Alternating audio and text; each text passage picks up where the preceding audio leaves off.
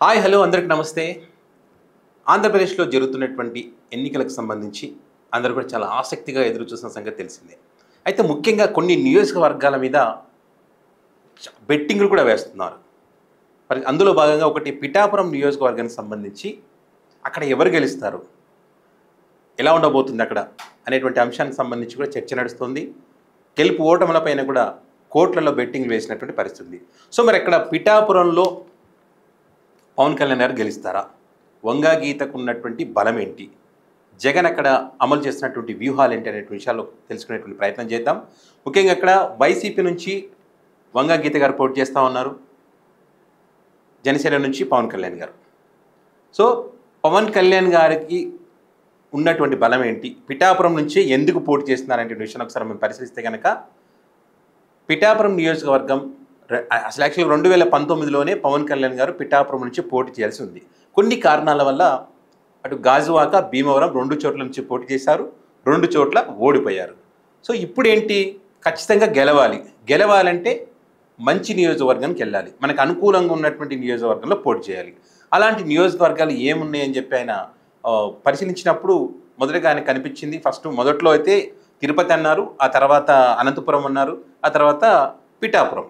ఈ మూడింటిని బేరీజ్ వేసుకున్న తర్వాత, సర్వేలు చేయించుకున్న తర్వాత పిఠాపురం అయితే బెటర్ అని భావించి పిఠాపురంలో పోటీ చేశారు. దానికి ప్రధాన కారణం ఏంటి, అక్కడ తను ఏదైతే నమ్ముకున్న సామాజిక వర్గం కాపు సామాజిక వర్గం ఉందో ఆ కాపు సామాజిక వర్గం తనని గెలిపిస్తుంది అనేటువంటి ఉద్దేశంతో ఆయన అక్కడ పోటీ చేయాలని డిసైడ్ అయ్యారు.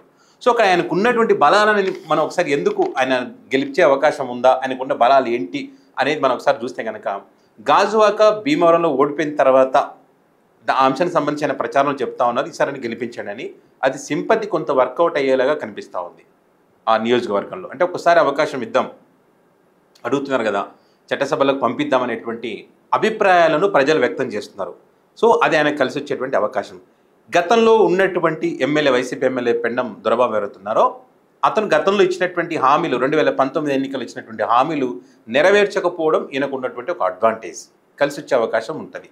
ఆయన ఇవ్వలేదు, గతంలో ఉన్న ఎమ్మెల్యే పనిచేయలేదు కాబట్టి ప్రజల వ్యతిరేకత వస్తుంది కాబట్టి జగన్మోహన్ రెడ్డి అభ్యర్థిని మార్చారనేటువంటి విషయాన్ని ప్రజలకు చెప్పే ప్రయత్నం చేస్తూ ఉన్నారు. ఇదే కాకుండా ఒకవేళ ఈయన గెలిస్తే కనుక ఏదైతే జగన్మోహన్ రెడ్డి గారికి పులివెందుల ఏ విధంగా ఉంటుందో, చంద్రబాబు నాయుడు గారికి కుప్పం నియోజకవర్గం ఏ విధంగా ఉంటుందో, అట్లా జనసేన పార్టీ అధ్యక్షుడైనటువంటి పవన్ కళ్యాణ్ గారికి కూడా మరి పిఠాపురం నియోజకవర్గం ఆ రకంగా మారేటువంటి అవకాశం ఉంది.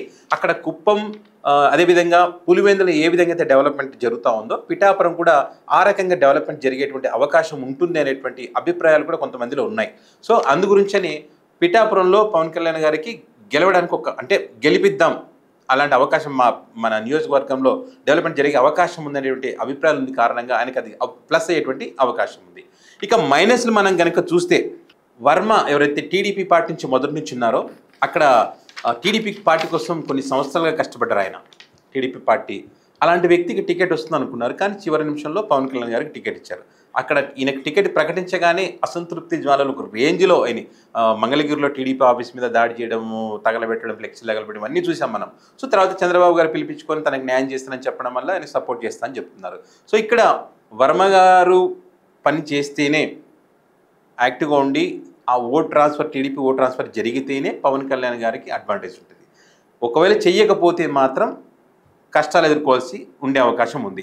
ఇదే కాకుండా ప్రజలు చెప్పింది ఏంటంటే, ఒకవేళ పవన్ కళ్యాణ్ గారు సీఎం అభ్యర్థి అయ్యి ఉంటే కనుక పిఠాపురం గురించి చర్చ అక్కర్లేదు, భారీ మెజార్టీతో ఏ విధంగా అయితే ఇప్పుడు జగన్మోహన్ రెడ్డి గారు, చంద్రబాబు గారు ఎట్లా గెలుస్తారో అండ్ మెజార్టీ కౌంట్ చేసుకోవడం తప్ప వేరే ఆప్షన్ లేదు.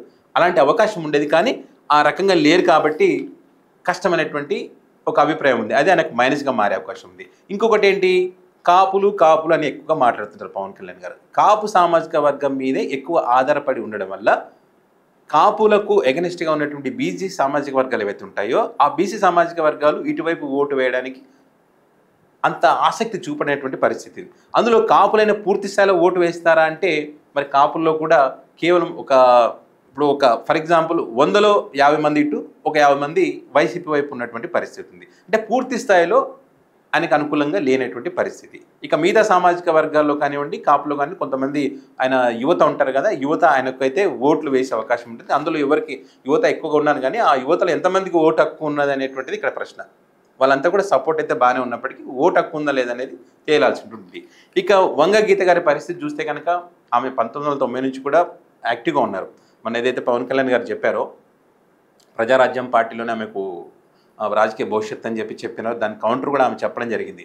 సో ఈమె నిజంగా చెప్పాలంటే పవన్ కళ్యాణ్ గారు చెప్పినట్టు వంగ గీత గారు అసలు ప్రజారాజ్యం పార్టీ లేకముందు నుంచి ఆమె రాజకీయాల్లో ఉన్నారు.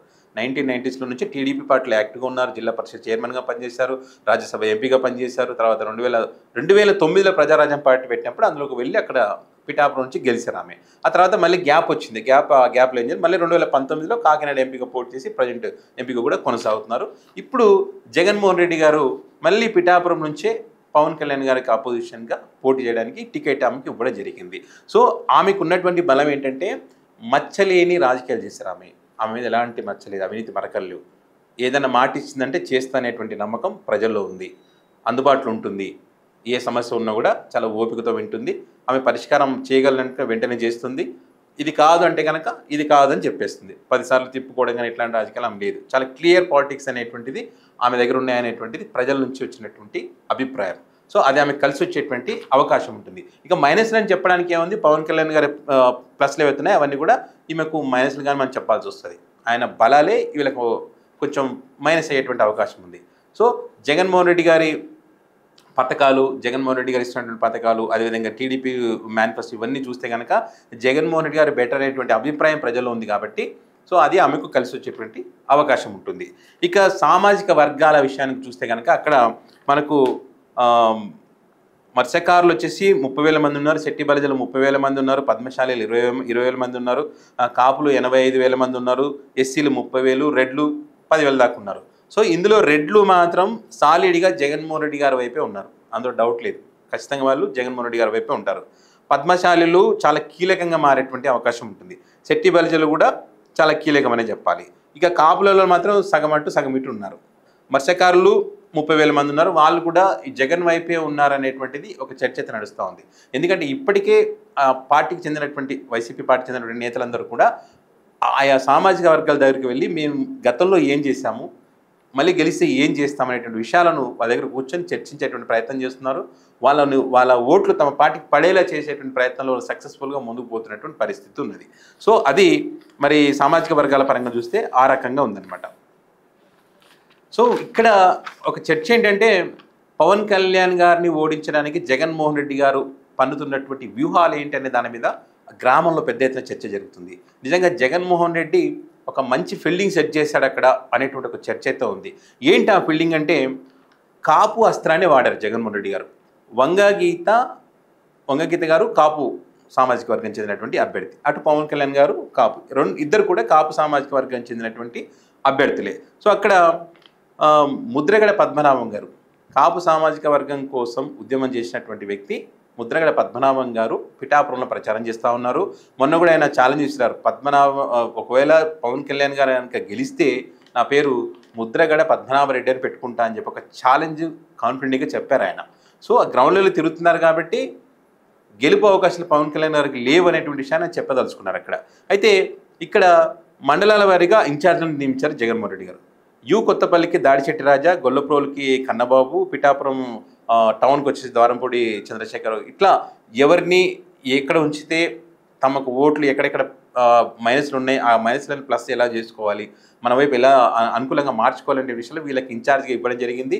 వాళ్ళు కూడా ఎప్పుడు అక్కడ ప్రజల్లో లీడర్లని వాళ్ళతో మమేకం అవ్వడం, వాళ్ళకి ఇవ్వాల్సిన హామీలు ఏంటి అనేటువంటి విషయాలు చెప్తూ మరి వీరంతా ఏ విధంగా పనిచేస్తున్నారు అనే విషయాన్ని ఉభయ గోదావరి జిల్లాలకు ఇన్ఛార్జిగా ఉన్నటువంటి ఎంపీ మిథున్ రెడ్డి గారు ఎప్పటికప్పుడు చూసుకోవడం, వీటితో పాటు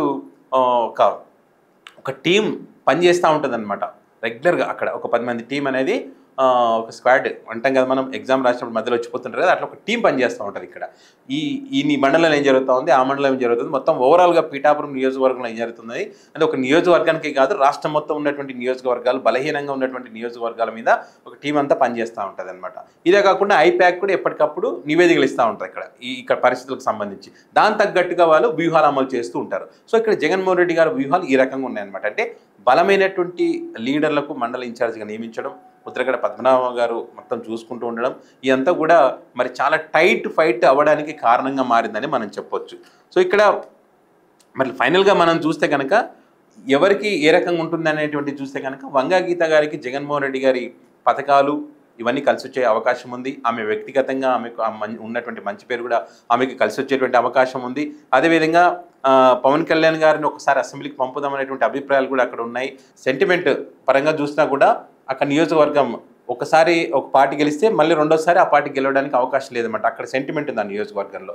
సో ఆ రకంగా చూస్తే పవన్ కళ్యాణ్ గారికి సెంటిమెంట్ పరంగా చూస్తే ఆయన గెలవడానికి స్కోప్ ఉందనేటువంటి అభిప్రాయాలు కూడా ప్రజలు చెప్తున్నటువంటి పరిస్థితి ఉంది. సో ఏది ఏమైనా కూడా ఇక్కడ ప్రధానంగా పవన్ కళ్యాణ్ గారి గెలుపు మాత్రం టీడీపీ పార్టీకి చెందినటువంటి వర్మ గారు ఎవరైతే ఉన్నారో ఆయన మీద ఆధారపడిందని చెప్పడంలో ఎలాంటి సందేహం లేదు. ఆయన కరెక్ట్గా పనిచేసి టీడీపీ పార్టీ ఓటు కనుక ఇటు ట్రాన్స్ఫర్ అయిందంటే ఖచ్చితంగా పవన్ కళ్యాణ్ గారు గెలవడానికి అవకాశం ఉంది. ఒకవేళ ఆయన కరెక్ట్గా పనిచేయలేదంటే మాత్రం వంగా గీత గారు గెలవడానికి అవకాశం స్పష్టంగా కనిపిస్తూ ఉంది. సో మరి ఏం జరుగుతాయి ఈ వారం 10 రోజుల్లో, ఈ వారంలో ఇంకా గట్టిగా వారం రోజులు ఉంది ఎలక్షన్స్కి, ఈ వారంలో అయినా రాజకీయ పరిణామాలు మారి మరి ఇద్దరి మధ్య వ్యత్యాసం ఎక్కువగా పెరుగుతుందా, లేకపోతే జగన్మోహన్ రెడ్డి గారు సెట్ చేసినటువంటి ఫీల్డ్లో మరి పవన్ కళ్యాణ్ గారు అవుట్ అవుతారా, మరి అది ఒక్కసారన్నా చట్టసభలు అడుగు పెట్టాలనుకున్నటువంటి ఆయన కోరిక తీరుతుందా లేదా అనేది మాత్రం చూడాల్సింది. మరి రానున్న రోజుల్లో ఎలక్షన్స్లో ఎలాంటి ఫలితాలు ప్రజలు ఇవ్వబోతున్నారు అనేది మాత్రం చూద్దాం. సో ఇది పిఠాపురానికి సంబంధించినటువంటి గ్రౌండ్ రియాలిటీ. ఇది కేవలం ప్రజల నుంచి మనం తీసుకున్నటువంటి అభిప్రాయాలు మీకు చెప్పదలుచుకున్నాం. అంటే ప్రజలకు వెళ్ళి ప్రజలు ఏం చెప్పారు అనేటువంటి విషయాన్ని తెలుసుకొని మనం చెప్తున్నటువంటి పరిస్థితి. సో మీరు కూడా మరి పిఠాపురం నియోజకవర్గంలో ఎలాంటి పరిస్థితులు ఉన్నాయి, ఎవరు గెలిచే అవకాశం ఉందనేటువంటి విషయాన్ని కామెంట్ రూపంలో తెలియజేయండి. Thanks for watching.